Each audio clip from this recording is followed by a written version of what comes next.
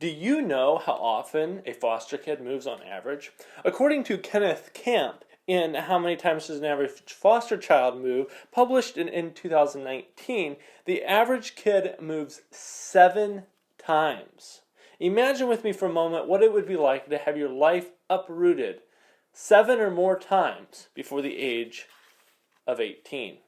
Because of this, I am proposing that adoption is superior to long-term foster care. I am somebody that has 2 younger brothers through adoption. I've seen how that turmoil upsets the life of a child. I will structure my argument by first giving you the objects I will be working with. Second, I will give you the criteria and explain the hierarchy. And finally, I will give you the applications. I will proceed with my objects. My first object is adoption. By adoption, I'm referring to a child moving to a new home that will become their forever family. By long-term foster care, I am referring to the temporary placement of a child in a caregiver's home. This stay could last an indeterminate amount of time, and regular moves to different homes is the unfortunate reality for a foster child.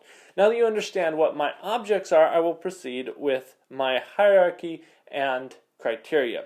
My first criteria is security. Security is defined as safety, harmony, and the stability of society, relationships, and self. The reason this should be important to you, having secure children should be important to all adults. This is primarily because children are growing up to become the next generation.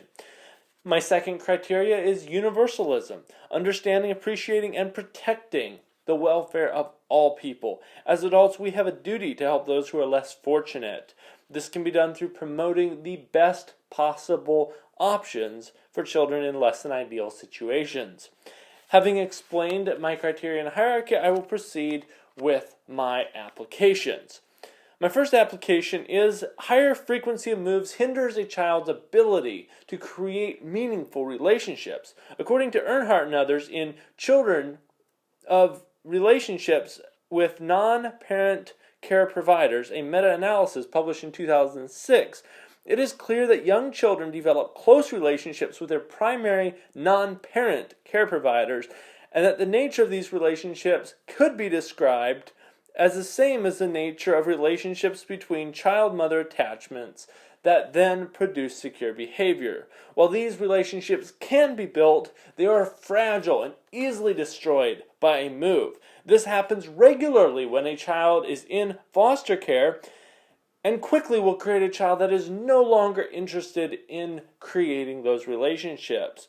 On the contrary, a child that is adopted will know that this family is a forever home, and the time spent developing those relationships will be beneficial later in life as they enter the job market and society in general. My second application is every child deserves a forever home. When graduating from the foster care system, a youth has 2 options: move back into the situation they were originally taken out of, or move out on their own. Unfortunately, neither of these 2 options are all that great. The statistics for youth leaving foster care are staggering. According to Patrick Fowler in Pathways to and from Homelessness Associated with Psychological Outcomes Among Adolescents Leaving the Foster Care System, published in 2019, more than 2/5 of youth leaving the foster care system experience housing problems in the 2 year following their exit from the foster care system. Starting out on your own is hard, and it is even harder without a forever family to support you. In contrast, a child that has been adopted and turns 18 is very likely to have a family behind them supporting them as they enter the job market or work on filling out college applications. Mental health is important to a successful life. I think we would all agree on that. Children that are in the custody of the state have dealt with trauma. According to Alice Hines and others in Former Foster Youth Attending College, Resilience and Transition into Young Adulthood, published in July 2005, while growing up, respondents were acutely aware of the differences between their families and those of their peers because of abuse or the chaotic situation of their family. Every continued move and disruption in the life of a child creates more trauma. Adoption has the possibility to reduce or eliminate any continued trauma that the child will have to go through, effectively helping the child be in a healthier mental state as they enter life. Those conclude my applications. I will now recap. I first explained to you the objects I was working with. Second, I gave you my criteria and their hierarchy. Third, I gave you the applications that I used to prove my argument, which stated adoption is superior to long-term foster care. Not every child can be adopted. Not every family can adopt a child.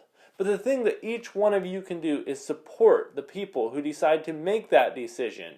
And maybe, for that one child, this will be their last move.